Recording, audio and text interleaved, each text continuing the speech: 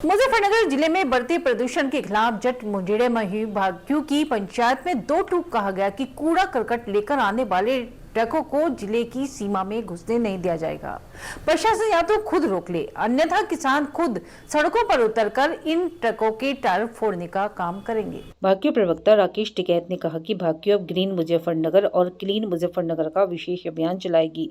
RDF के नाम पर औद्योगिक इकाइयों में जलाए जा रहे कूड़ा करकट के खिलाफ अब किसान संगठन लामबंद हो गए हैं।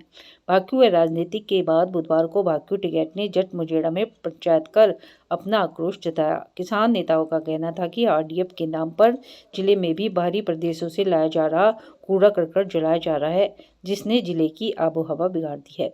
भाग्यू प्रवक्ता राकेश टिकैत ने कहा कि भाग्यू अब जिले को प्रदूषण से मुक्त कराकर ही दम लेगी। ग्रीन मुजफ्फरनगर और क्लीन मुजफ्फरनगर के नाम से विशेष अभियान शुरू किया जाएगा। 7 साल पहले भी किसानों के सहयोग से ऐसा अभियान चलाया गया था। पहले फैक्ट्रियों में कोयला गैस आदि जलती थी, अब रोजमर्रा आने वाले कई 100 ट्रक कूड़ा करकट जलाने में प्रयोग किया जा रहा है।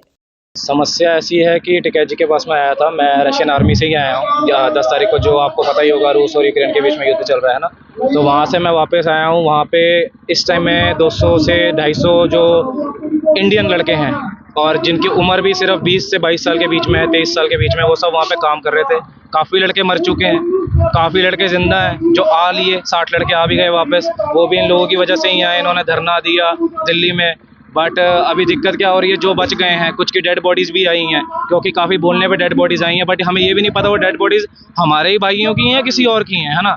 और अब जो लड़के फंसे हुए हैं, एक लड़के का अभी परसों मैसेज आया था हमें कि भैया मुझे निकाल लो निकाल लो निकाल लो, और जैसे ही हमने मंत्रालय में उसका नंबर दिया, उसके बाद वो भी आउट ऑफ कांटेक्ट हो गया। आपको क्या कह के वहाँ पे ले जाया जाता है, क्या काम दिलाया जाता है, कहकर क्या काम कराया जाता है उसके बाद? काम ऐसा है, यहाँ से काफ़ी लड़कों को ई वीज़ा वगैरह जितने भी मतलब टूरिस्ट वीज़ा, स्टडी वीज़ा है, उस पर लेके जाया जाता है। काम चलो हम पहले कर रहे थे, बट ई वीज़ा के साथ क्या करते हैं, स्पेशली ई वीज़ा वालों के साथ कह रहा हूँ, ई वीज़ा वालों को ये लेके जाते हैं जेल में। जब पकड़ लेते हैं बिना डॉक्यूमेंट्स के, वहाँ पर जाकर कहते हैं या तो आपको 9-10 साल के लिए जेल में डाल देंगे। अभी ये केस आया भी है जिसको ड्रग्स केस में फंसा के अपने रूस की सेना में रखा हुआ लड़का आजकल काफ़ी वायरल भी हो रहा है, वो यूक्रेन में भी है इस समय। Pollution free Muzaffarnagar, green Muzaffarnagar और क्लीन मुजफ्फरनगर के नाम से यह अभियान चलेगा। ये 7 साल पहले भी चला, लेकिन चला ये गांव वालों के सहयोग से। चलाना ये गांव वालों को पड़ेगा। फैक्ट्री वालों का मतलब है कि यहाँ के पूरे गांव बर्बाद हो और तुम इनकी जमीन ले लो और यहाँ पे और फैक्ट्रियां लगेगी।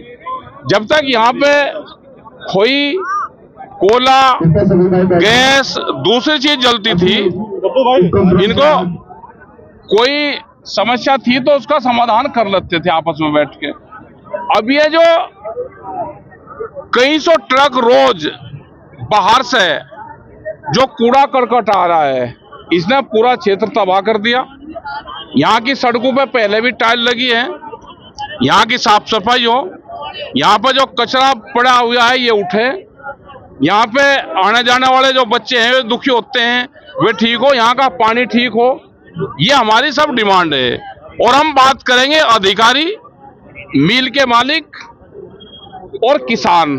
पहले भी 4-5 दौर की बातचीत हुई थी और अभी भी उसी दौर की बातचीत चलेगी।